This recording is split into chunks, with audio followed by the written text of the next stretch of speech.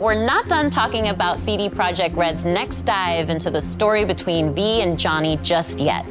In fact, we're here with the voice and stylings of Johnny Silverhand, Keanu Reeves himself. Welcome. Thank you. It's a pleasure to be here. Likewise. Well, Phantom Liberty introduces us to an entirely new location in Night City. It's called Dogtown. It's this devastated place. It's controlled by a militia. But I think you know more about it than I do. So how would you describe it to players? Night City has its own kind of levels to it. And I think Dogtown is kind of going down to a darker place. It's dystopian. It has a tension to it and this undercurrent of kind of violence, you know, like, and struggle. You know, can I swear? Yeah.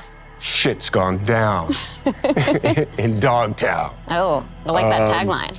Yeah, and it's just, you know, I mean, hopefully it'll be fun for people to play there. It's hard to believe that there's an underbelly to the underbelly that is Night City, right? Yeah, I'm a little scared, but in a good way. No, it's a good way. I mean, we're all kind of drawn to, we're all moths to the flame, aren't we? And there's a lot of flame in Dogtown. Well, if anyone can take it on, it's V, so that certainly gives me the confidence. Yeah, V's a survivor. Exactly, oh yeah. You know? And we just saw a tour of Dogtown too, so we got a little bit of that ambiance, and we can see what the environment is like. People are getting beat up. It's not good. It's not the friendliest place to be. You gotta be prepared for it, truly. Yeah. But in our tour, we also hear a recording from a Colonel Kurt Hansen. Who's this guy? Because he seems pretty dangerous too. Yeah. That guy. No, I'm sorry, I can't say that. My inner Johnny came out. I think that's good. You know, we know the tone now. Yeah. Well, I mean, he's ex-military, military too, ruthless, power hungry, manipulative, and Johnny doesn't like him. I could see that. I mean, Night City in general is the kind of place that breeds that kind of character. Yeah. Let's take a step back. Let's talk about Johnny as a person instead of this horrible person known as Colonel Kurt Hansen. I don't know about this guy, but people like Johnny, and I think it's interesting because we know him to be opinionated. He's radical. We've seen that in Cyberpunk 2077 in the Man campaign, but as we get to know him, he's got a sensitive side too. He can actually be quite caring. That's what makes it so much fun. He is outspoken. He's a little grumpy. And he has a right to be. He's been used, he's been abused, he's been abandoned. And I think that through that kind of hardness of his outside, there is a vulnerability to him. And I think what's great about it is I get to play that character in so many different ways, and so the range of it is cool. And especially for the player, you get to see these moments in flashbacks. You start to understand he's a product of his upbringing, truly, of his surrounding. Well, let's not get carried away. I mean, we can start talking about nature and nurture. I'm sorry, I keep dropping into Johnny. But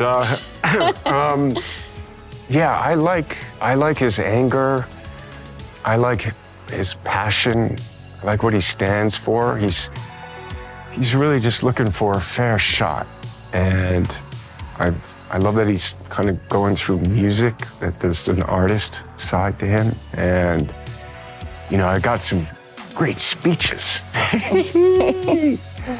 There's all these moments with Johnny where a tiny little thing, you know, elicits this really fun response. You can flip him off and he double birds you back. Like, I love those kind of moments. Or rock. I think another interesting lens of looking at him as we get into Phantom Liberty is his dynamic with Solomon Reed. So what can you tell me about Johnny's relationship with Idris Elba's character? I think Solomon has some things in common with Johnny in the sense of the military, the sense of being used, abused. You know, it's in the title, right? They're fighting for a liberty. You know, Solomon's kind of trying to reclaim his life, you know, and Johnny's doing the same thing. You know, it's Cyberpunk 2077, so it might start off as revenge, and it might end as revenge, but I think sometimes he feels like he's lashing out at the wind, you know? And I think Solomon has been living out in the kind of the desert of his life, right? Kind of hiding and harboring.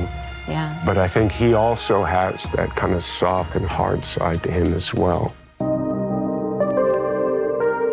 So as somebody who's very familiar with thrillers, because you've starred in a few, what do you think about Phantom Liberty makes for a good spy thriller in particular?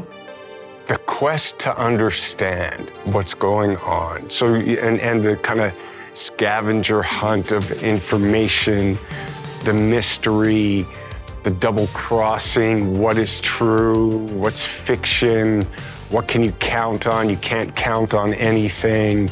That is really kind of amplified.